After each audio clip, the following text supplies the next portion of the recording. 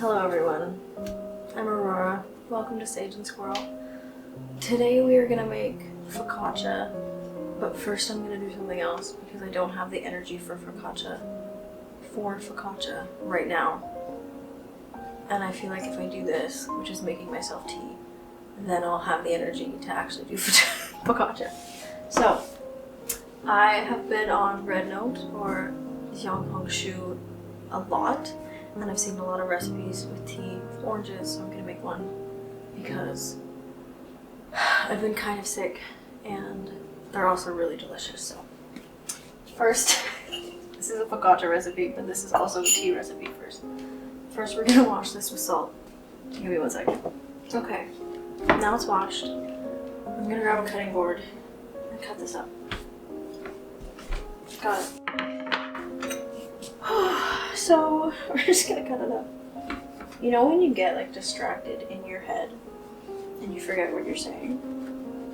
This is also my first time filming like in front of a camera like this. So I hope the audio is good because I was gonna set up a mic and then I forgot and just started filming. So we'll see. Now we have a pot. We're just gonna put these oranges straight in with a little bit of star anise. How you hold things up to the camera. Jesus Christ. Fuck. Okay, it fell under the fridge, never mind. I will get that later. Sometime, maybe. That is what star anise looks like. This one's not very starry though.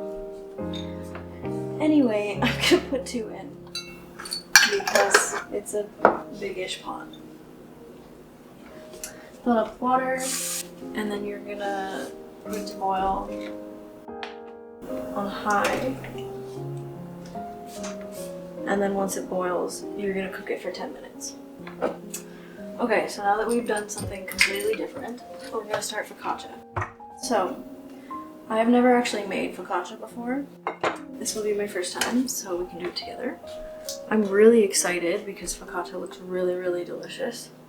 And I already make copious amounts of sourdough, so I feel like this will be great. And our oven is broken, so I couldn't even bake sourdough if I wanted to because my Dutch oven won't fit in my little ninja oven thing. So that's too bad. But now instead of baking, we're gonna make the best out of the situation, and I'm gonna bake focaccia instead of sourdough, which I've been wanting to do, so this kind of forces me to do that. Okay, let me get started. This is my active starter. I've been feeding this for like 3 or 4 days, and I really need to bake something with it because I feel like I have an urge to bake something every weekend. I just need to bake things. So I'm gonna follow this lady's recipe that I saw on YouTube, and I will tag that down below. But I'm gonna change a few things to fit my schedule, and also to fit like a working day schedule, like a 9 to 5 schedule. Yeah, also the tea's cooking. Okay. Oh god. You know when you start something and then it turns out to be a lot of work and then you're tired and yeah, okay. Let's go. Okay, we're back. We've got all the things. Okay. So, this is the bowl I'm using, which is a giant bowl. And this is my scale. And if I put it underneath it, I can't see what the numbers are. So my solution for this is to take this garlic thing and put it here. And then put this in this. So, I'm supposed to tell you that. So now I can actually see what I'm doing. So, 444 grams of water.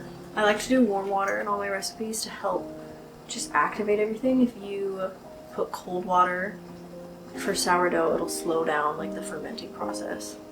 And my kitchen is already cold because it's like -30 outside. Warm water. I just take the water straight from the tap.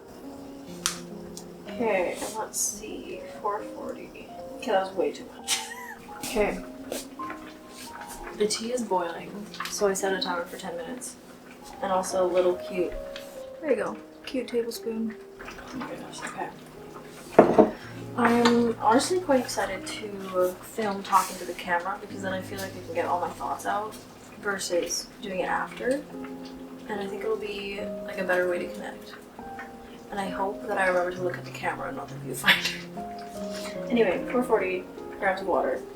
Okay, 100 grams of active starter. So if your starter floats, that's how you know that it's really active. 105, good enough. Okay, and then, so I'm gonna whisk this. Okay, great. 20 grams of salt, 12 grams, just kidding, 12 grams of salt. One day I will have another camera so I can like film what this looks like. One day that'll happen. Okay, and then 520 grams of flour. This is gonna be so heavy. I'm gonna get a spoon. I feel like every time I use flour I just make a huge mess, which is part of life, so who cares, but just an observation. Okay, I'm gonna mix this together. I feel like in this video you'll see ADHD at its finest. This is what my brain's like when I don't have to do anything too specific. I'm just gonna mix it. I like doing this with my hands because it's fun. It's also a very sensory experience, and I feel like you get to feel the dough more. Like you'll know if there's any dry things at the bottom versus if you're just using a spoon. But I also do understand that people are not sensory people. Not everybody likes that feeling, so do whatever works for you, I guess. Not everyone needs to do the same things. What if I should just do these videos one take? Not like one take, like I'll obviously cut out when I'm running around and stuff, but I might do that because it's less editing for me, but it's also just like more real because I feel like we need more of that, you know? So this is completely different from my other videos. If you've seen them before, because I usually just film here with the camera like right here and just film my hands. But I want it to kind of be, I want it to be more personal and like a real person. This is really sticky. So maybe don't mix it with your hands. I don't know, this is my first time, so I clearly don't know what's happening. Anyway, once you're done with this, you're going to let it rest covered with a towel for half an hour. And then we're gonna do some stretch and folds. So go relax and do something else, and then come back for this. I gotta wash my hands. Okay, one-handed. Now we're gonna do stretch and folds. So you need wet hands, and then the dough is really watery. So we're gonna just grab it on each side and pull up like this. And then flop it to the bottom, and then keep grabbing until the top part releases. So grab the top till the top part releases, and then grab the bottom, oh my goodness, till the bottom part releases. I think. Right, this is my first time, I don't know. I'm going to do 3 sets of stretch and folds, 30 minutes apart. This is the only one that I'm going to film because the light is dying. It's not dying. The light's going away. The sun's going down. So the light is just gonna get worse and worse in here. So I'm just gonna do one. I would say like do 4 rounds of it every half hour, 3 times. And then you're gonna let this bulk ferment overnight in a warm spot in your kitchen. And you're gonna place a wet towel over top so that the dough doesn't dry out. So just take a kitchen towel and get it soaking wet, and then put it over top. We'll wring it out a little bit, and then put it over top so it doesn't dry out overnight. So yeah, I will see you tomorrow. I'm gonna wash my hands, and good morning everyone. It is the next day, and we're going to do the next step for our focaccia. So I don't have one of those big pans that everybody has, like those big metal ones.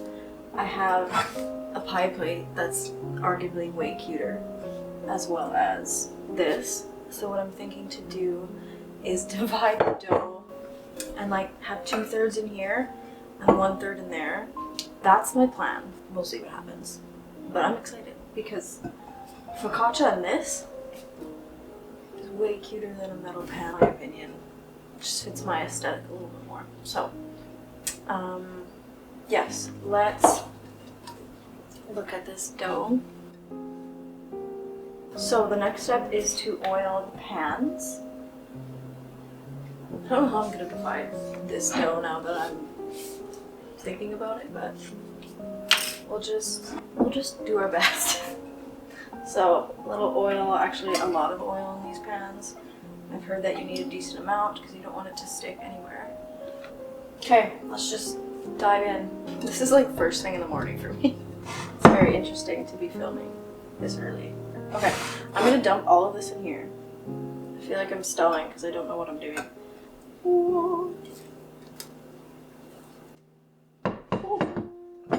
Okay, so I'm just gonna grab some because it's not supposed to fill the whole container yet. Like it's gonna sit for like 8 hours and rise. I feel like that's good enough. So now what you're supposed to do is kind of fold it into itself.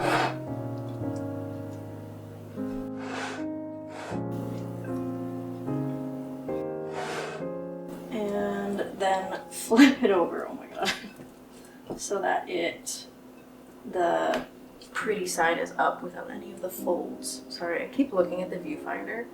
It's very interesting to see yourself, but don't look at yourself. Okay, for this guy, same thing. You're just going to fold it over onto itself. And then flip it over. This one is literally just a complete mess. The other one will be the prettier one, and this one will just be more rustic, which neither one is good or bad, they're just different. Looks good to me. Okay, I'm so excited to do the finger sticking in thing. Yep, and so I'm gonna cover these with a towel. I'm gonna wash my hands and cover these with a towel. Okay, so we'll wait a few hours till it doubles, fills the pan, and then we'll come back and cook. Okay, hello everyone.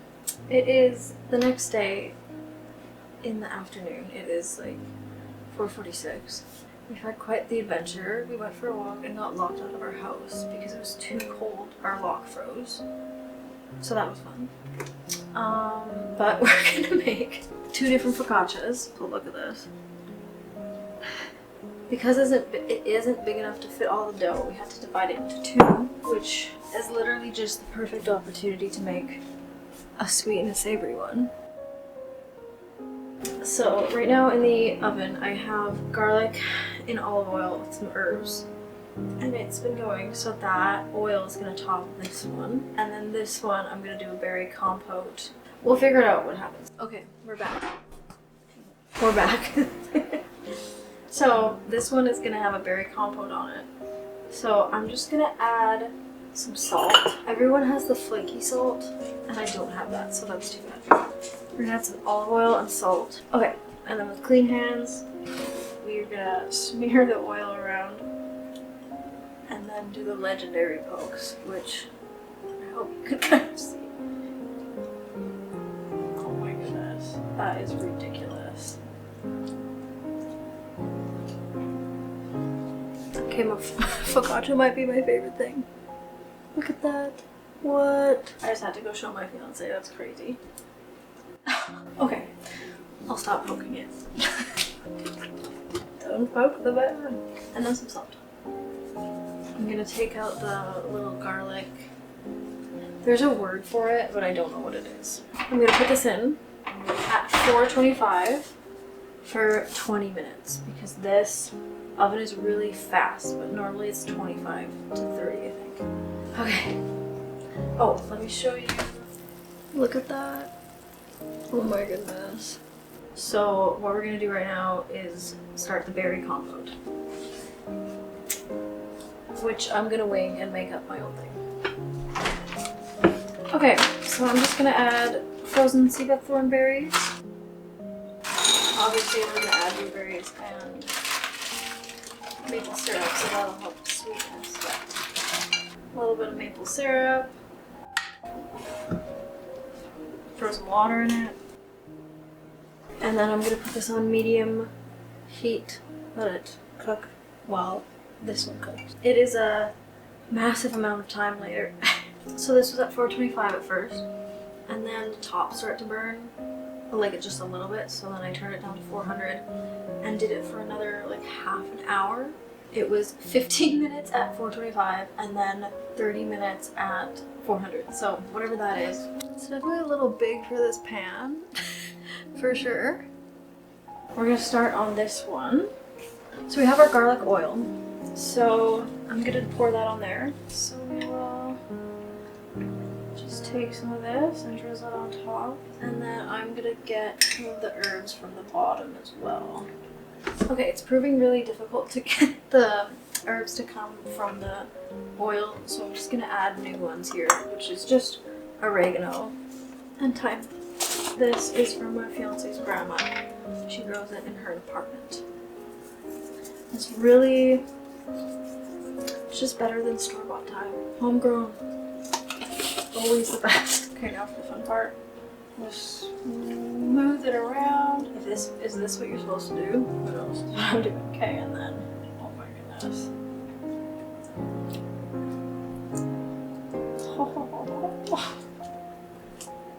You guys, this recipe, this amount of time to wait is literally perfect. Okay, maybe I just didn't punch the other one down enough. This is what it looks like. Absolutely ridiculous. Okay, let's bake this. So I'm gonna do half an hour at 400 and come back and see what's going on. So this is done. And this is thicker. This is thick. This is getting thicker. I'll just pour it over.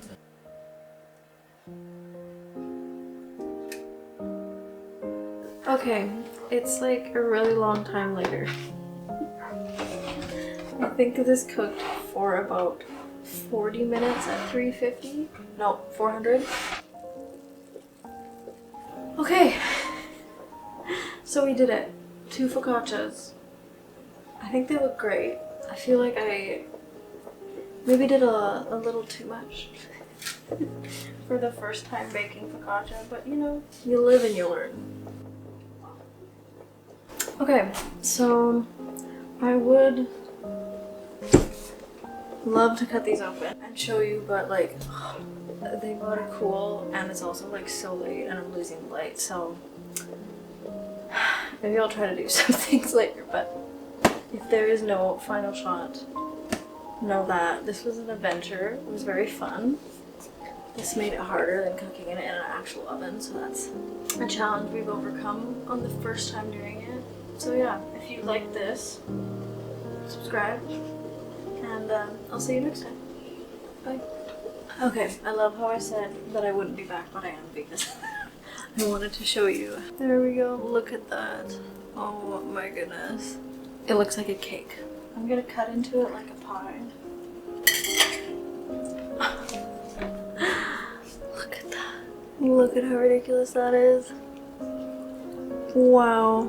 I do apologize for squishing that with my hands. I feel like that may have been a lot for some people. So this is cool now, so we're gonna cut into it. Okay, so I put the garlic on the top here. I would do 1 garlic. That's really good. Honestly, I like the sweet one better because I have a sweet tooth, but this is really delicious. And my fiance's gonna love it. So I'm gonna go eat, and I'll see you next time.